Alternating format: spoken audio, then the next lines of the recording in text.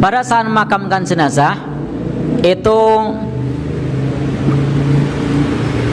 saya sebenarnya ketika mau membahas ini pikir-pikir, tetapi perlu saya sampaikan juga. Apakah perlu dikumandangkan adzan? Apakah perlu dikumandangkan adzan? Nah, beberapa kali saya mengiringi jenazah itu dikumandangkan adzan. Sebenarnya panggilan adzan itu untuk apa? Panggilan adzan ini sebagai bentuk memanggil orang untuk sholat di masjid. Kalau kita lihat di dalam hadis Nabi, panggilan adzan dimaksudkan untuk memanggil orang sholat di masjid. Kemudian untuk apa lagi? Misalnya yang ada dalilnya, panggilan adzan sebagaimana Nabi bersabda, idza ra'aitum ghaulan fa'adzinu. Kalau kalian melihat hantu maka kumandangkanlah adzan. Itu juga ada perintahnya. Kalau lihat hantu. Kalau panggilan sholat sudah masyhur di masjid-masjid memanggil sholat dengan adzan. Tetapi bagaimana kalau adzan di kuburan? Memang ada hadis yang menjelaskan mengenai masalah orang yang di kuburan itu mendengar suara adzan. La yazalul mayyit, mayit itu senantiasa mendengarkan yasmaul adzan. Mayit itu senantiasa mendengarkan adzan ketika dia di kuburnya sampai atau selama kuburannya itu tidak dicor atau tidak diplester. Jadi di situ disebutkan la yazalul mayyit yasmaul adzan, bahwasanya senantiasa mayit itu mendengarkan adzan fi qabrihi, di kuburnya, malam yutayyan, selama tidak diplester. Tetapi Imam Ibnu Hajar Al-Asqalani menyebutkan bahwa hadis ini isnaduhu batil. Isnad dari hadis ini batil. Jadi menurut Imam Ibnu Hajar Al-Asqalani, isnad hadisnya batil, sehingga hadis ini tidak bisa diamalkan karena isnadnya batil. Imam Ibnul Jauzi yang punya kitab kumpulan hadis palsu, namanya kitab Al-Maudu'at, beliau menyebutkan bahwasanya kata Imam Ibnul Jauzi hadisnya palsu. Jadi Imam Ibnul Jauzi menyebutkan hadisnya palsu, kemudian Imam Ibnu Hajar Al-Asqalani menyebutkan isnadnya batil, sehingga tidak bisa diamalkan. Andai pun hadis ini sahih, itu juga bukan berarti maksudnya untuk mengumandangkan adzan kepada orang yang dikuburkan. Mana lafadz perintah untuk mengumandangkan adzan? Tidak ada lafadz perintahnya. Hanya menyebutkan la yazalul mayyit yasmaul adzan. Mayit itu senantiasa mendengarkan adzan. Apa ada perintahnya kalau kemudian mayit diadzani? Tidak ada. Hanya disebutkan mayit itu mendengarkan adzan. Andaikan misalnya diadzani, lalu apa manfaat untuk mayit? Nah, apakah mayitnya masih sholat? Ya, andaikan misalnya hadis itu sahih, itu juga bukan perintah untuk mengadzankan. Sebagaimana juga Nabi menyebutkan bahwasanya mayit itu masih yasma'u qur'ani alihim, masih mendengar suara sendal orang yang mengiringi jenazah. Apakah ada anjuran untuk membawa sendal ketika hadir ke pemakaman? Kan di situ disebutkan bahwasanya mayit itu masih yasma'u qur'ani alihim, masih mendengar suara sendal orang yang takziah, yang mengiringi jenazah. Apakah artinya kemudian disuruh bawa sendal? Tidak, justru malah sunnah melepas sendal. Justru malah sunnah melepas sendal. Maka Nabi pada saat ada orang yang menggunakan sendal masuk ke pemakaman, Nabi mengatakan fakhla'na laik, lepaslah sendalmu. Sehingga makruh di pemakaman memakai sendal. Sunnahnya lepas sendal, makruh pakai sandal. Padahal Nabi menyebutkan di situ mayit masih mendengarkan suara sendal. Maksudnya terompah ya. Kalau zaman dahulu kan bukan sandal, terompah. Maksudnya mendengarkan suara terompah. Kalau sekarang sandal, itu masih mendengarkan. Apakah itu kemudian bisa dipahami perintah bawa sendal? Ternyata tidak. Justru malah perintahnya, Nabi perintahkan kepada kita melepas sendal. Sebagaimana hadis mengenai masalah mendengar adzan, la yazalul mayyit yasmaul adzan. Mayit itu senantiasa mendengarkan adzan. Nah, di kuburnya selama tidak dicor atau tidak diplester. Ternyata memang hadis ini tidak sahih, tapi isnadnya batil, dan kata Imam Ibnul Jauzi hadisnya maudhu atau palsu. Dan mohon maaf, saya bukan ahli hadis, saya tidak bisa mentakhrij hadis. Saya hanya user, pengguna. Jadi hanya membaca apa yang sudah disampaikan oleh para ulama. Jadi saya hanya user, pengguna, tidak mampu untuk mentakhrij hadis, tidak mampu untuk menelusuri hadis. Hanya user saja, hanya pengguna. Termasuk di sini ketika saya menyampaikan, saya hanya qari, hanya pembaca, hanya membaca kitab. Maka bisa teman-teman saksikan ketika saya menyampaikan kajian, saya selalu membawa catatan, karena saya sendiri menyadari bahwa saya ilmunya masih terbatas. Nah, kalau kata mahfudhot, al ilmu fis sudur la fis sutur. Ilmu itu di dalam dada, bukan di atas kertas. Tetapi saya sendiri kebalik, masih di atas kertas, belum di dalam dada. Karena memang makomnya bukan makom ulama, makomnya masih pembaca. Nah, hanya membaca kitab-kitab. Baik.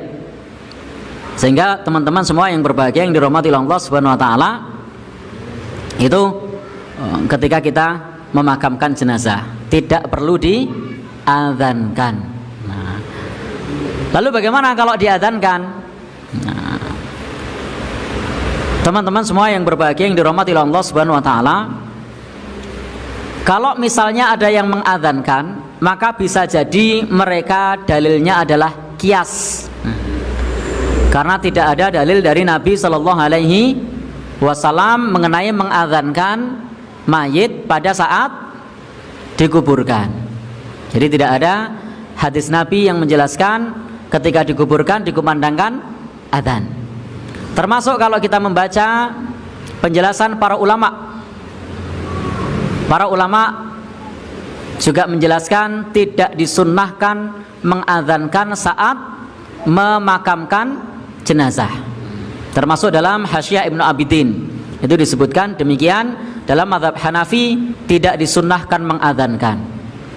Demikian pula disebutkan di I'anatut Thalibin, di situ disebutkan tidak disunnahkan mengadzankan. Adapun yang mengadzankan itu karena dalilnya kias, analogi. Kalau lahir diadzankan, maka mati juga diadzankan. Itu dalilnya adalah kias atau analogi. Nah, dan kalau saya secara pribadi dalam masalah ini, prinsip ibadah yang di zaman Nabi sudah ada, sudah terjadi. Nah, maka kita cukup ittiba. Ittiba itu ngikut bagaimana dulu Nabi dan para sahabat. Karena para ulama juga menyebutkan la qiyasa fil ibadah. Tidak ada kias, tidak ada analogi dalam masalah ibadah yang di zaman Nabi sudah ada. Kalau dalam masalah ibadah yang di masa Nabi, di sekitar Nabi tidak ada, yang dibutuhkan adalah qiyas. Karena rujukan kita itu adalah Al-Quran, As-Sunnah, Ijma', kemudian qiyas. Nah, qiyas itu salah satu sumber hukum Islam. Tetapi jika di zaman Nabi atau di sekitar Nabi waktu itu tidak ada, kita baru kias.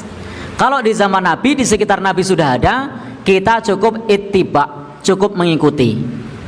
Nah, pertanyaannya sekarang, di zaman Nabi ketika Nabi masih hidup, pernah tidak Nabi dan para sahabat menguburkan jenazah? Pernah. Lalu kemudian diadzani atau tidak? Tidak, ya sudah, tidak perlu diadzani. Karena prinsipnya adalah ittiba, mengikuti. Beda kalau di zaman Nabi, di sekitar Nabi itu tidak ada, maka kemudian baru qiyas. Di zaman Nabi, di sekitar Nabi itu tidak ada. Zakat fitri misalnya. Zakat fitri dengan apa? Di zaman Nabi, di sekitar Nabi, kurma. Apalagi? Nah, gandum misalnya. Sekarang di tempat kita makannya apa? Ada enggak di zaman Nabi, di sekitar Nabi? Tidak ada. Maka kemudian kita ambil lafadz umumnya, to'am, makanan pokok. Jangan ambil kurmanya, karena kalau ambil kurmanya tidak ada yang zakat fitri. Nah, di sekitar Nabi tidak ada yang pada saat itu mengkonsumsi beras. Andaikan waktu itu mengkonsumsi beras, to'amnya juga beras. Contoh lagi yang di zaman Nabi tidak ada, itu bisa kias. Hukum merokok. Di zaman Nabi ada enggak? Tidak ada. Rokok di zaman Nabi tidak ada. Sehingga kita tidak bisa apa pendapatnya Nabi tentang rokok, ya tidak nemu. Apa kata ayat Al-Quran tentang rokok, ya tidak ketemu. Apa kata khalifah yang 4 tentang rokok, ya tidak nemu. Karena memang tidak ada di sekitar Nabi. Maka kalau tidak ada di sekitar Nabi, maka kemudian yang kita pakai adalah kias atau analogi. Yang kita pakai adalah kias atau analogi. Analoginya bagaimana? Contoh tentang masalah rokok.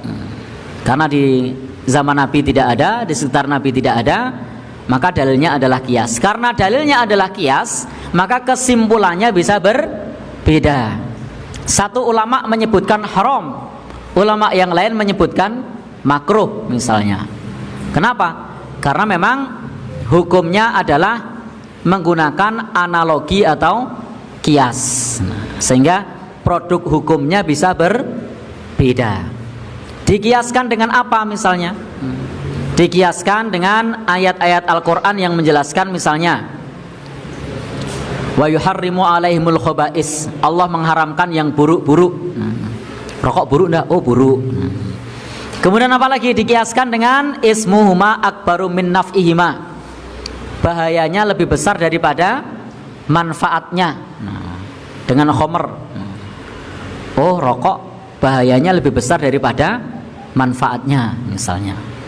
Sehingga kemudian menjadi sebuah kesimpulan, karena memang itu produknya adalah kias. Contoh lagi pembahasan yang di zaman Nabi tidak ada, bayi tabung. Zaman Nabi ada enggak? Enggak ada. Jenengan mau cari di Quran enggak nemu, mau cari di hadis enggak nemu, mau cari perkataan sahabat enggak nemu.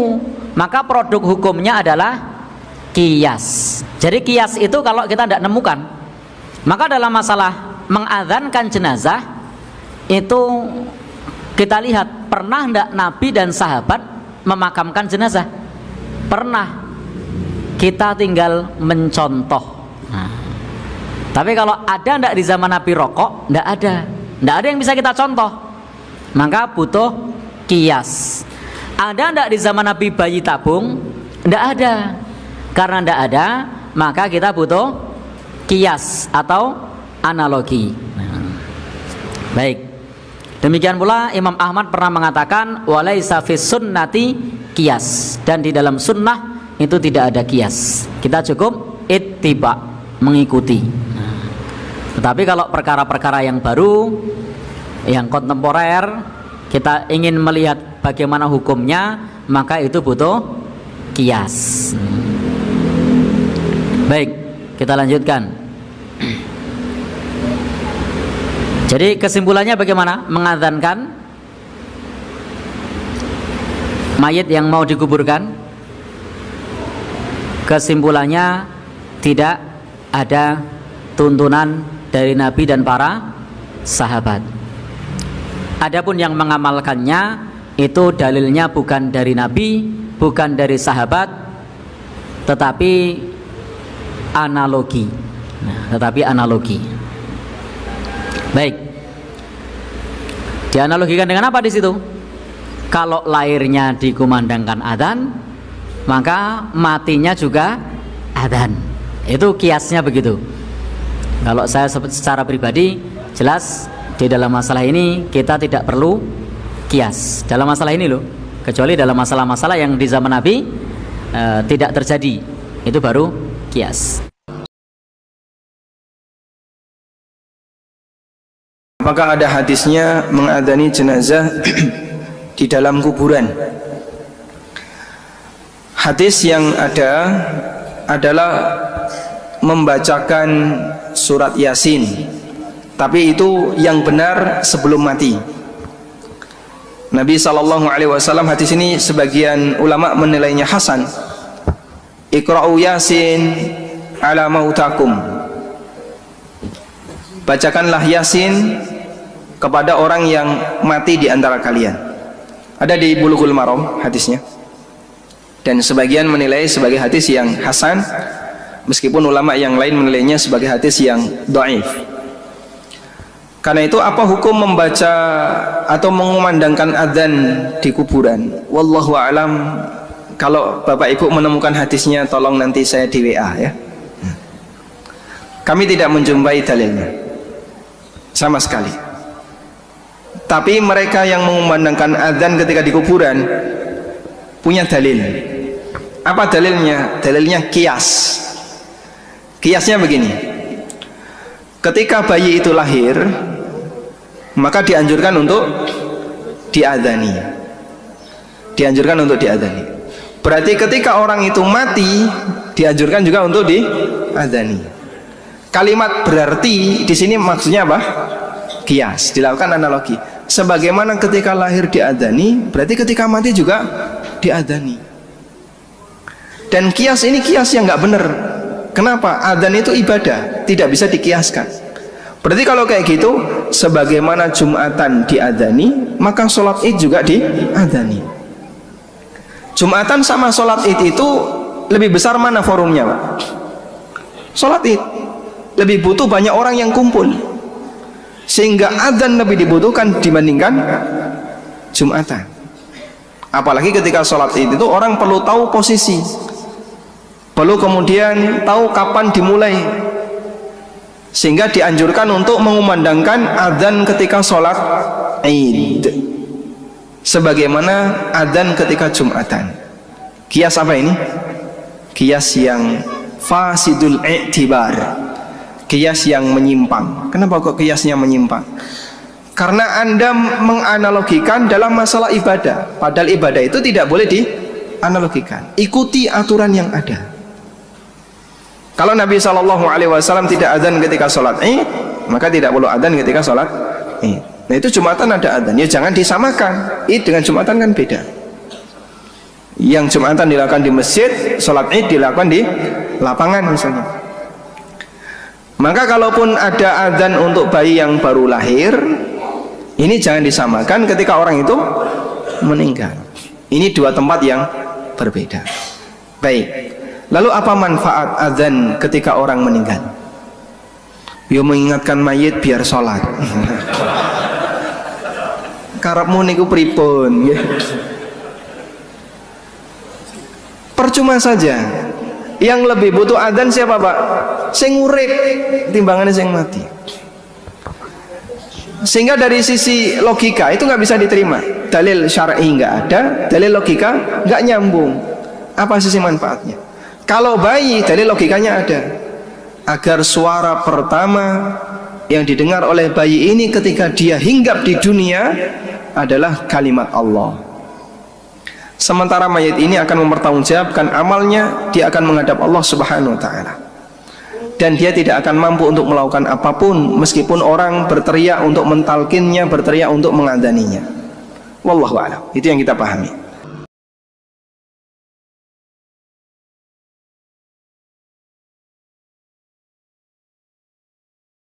Mengadani mayit di dalam kubur.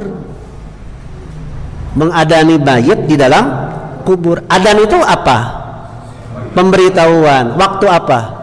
Waktu sholat. Untuk siapa? Untuk orang yang hidup. Lalu kenapa dibacakan kepada mayit? Itu mungkin salah kafrah. Hadisnya ada, Pak. Cuma hadisnya palsu. Hadisnya palsu, termasuk mengadzani bayi yang baru lahir di telinga kanan dan membacakan qomat di telinga kiri. Katanya tidak akan diganggu oleh umusibyan. Umusibyan itu setan awewena, setan perempuan. Itu tujuannya bagus, ingin merangsang pendengaran bayi itu dengan kalimah-kalimah yang baik. Tapi pertanyaannya, apakah bayi yang baru lahir langsung mendengar? Tidak. Langsung melihat? Tidak. Itu lama Pak, masih cekolot baheula lama, masih lolong, dikieu-kieu teh teu ngiceupnya. Gitu ya. Ternyata itu ada hadisnya, cuma hadisnya dhaif juga.